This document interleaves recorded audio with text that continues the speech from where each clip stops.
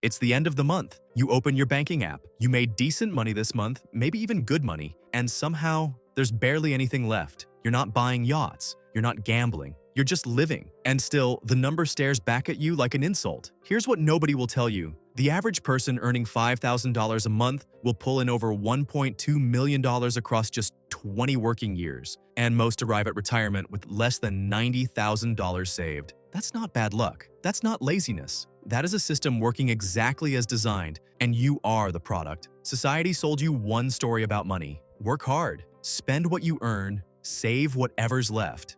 That last part, save whatever's left, is the trap, because there is never anything left. Not because you're irresponsible, but because of something economists call consumption expansion. The moment your income grows, your lifestyle silently inflates to match it. New salary, new apartment, new car payment, new subscriptions. You feel like you're moving forward, but financially, you're jogging on a treadmill. This is the Diderot Effect in slow motion. An 18th century philosopher receives a fancy robe as a gift. Suddenly his furniture looks cheap, his floor looks cheap, his whole house needs an upgrade because of one robe. Sound familiar? One salary bump, and suddenly your old car feels embarrassing. Your old apartment feels small. And here's the darkest part. The financial industry profits when you stay in this loop. Banks make money on debt. Brokerages make money on inertia. Every year you don't invest is a year. Someone else is compounding your money for themselves. Your struggle with money isn't a character flaw. It's an invisible script you were handed before you ever had a choice. Let me show you two people. Same salary, same city, same age. 27, meet Paul and Sam. Paul earns $5,000 a month. He spends $4,900, sometimes more. Whatever crumbs are left sit in a savings account earning 0.5%. He means to invest. He just never gets around to it. Life is expensive. Maybe next year. Sam also earns $5,000 a month. On payday, yet before he touches a single dollar, $700 is automatically transferred into a low-cost index fund. He lives on $4,300. He doesn't think about it. He doesn't feel it. It just happens. Fast forward 25 years. Paul managed to save around $100 a month on average. At 0.5% interest, he's sitting on roughly $32,000. That's it. The savings account barely kept pace with a third of inflation. Sam's $700 a month, invested consistently at an average 8% annual market return, has grown to just over $665,000. Same income, same city,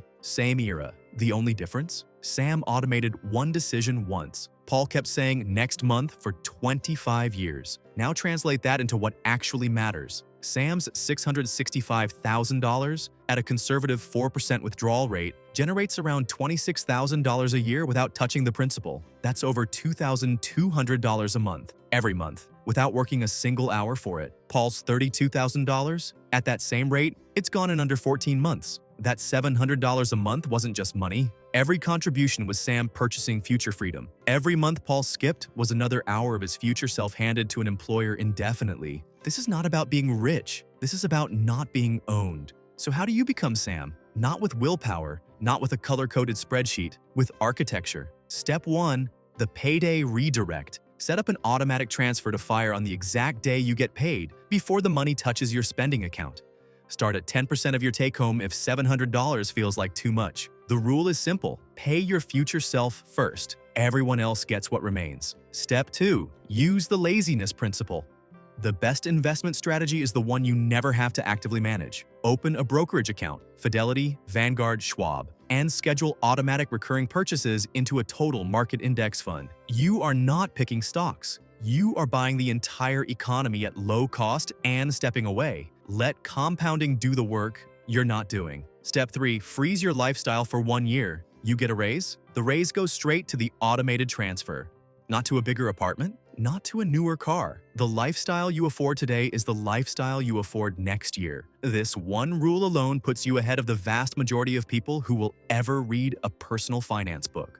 Step 4. The 72-hour rule. Before any non-essential purchase over $100, you wait 72 hours. Not to torture yourself, but to break the dopamine loop retail is engineered to trigger. Most things that feel urgent on Monday feel completely unnecessary by Thursday. Your future self will thank you every single time. Zoom out for a second. We don't build wealth to accumulate things. Things depreciate, things break, things need maintenance. Eventually, things own you. We build wealth to purchase something that cannot be manufactured, discounted, or repossessed. Options, time, the ability to say no, The most expensive thing in the world isn't a mansion or a luxury car, it's a life spent entirely on someone else's schedule, because you never built the system to escape it. You're not broke. You're just playing by rules that were written for someone else's benefit. Change the rules. Thanks for watching, and I'll see you in the next one.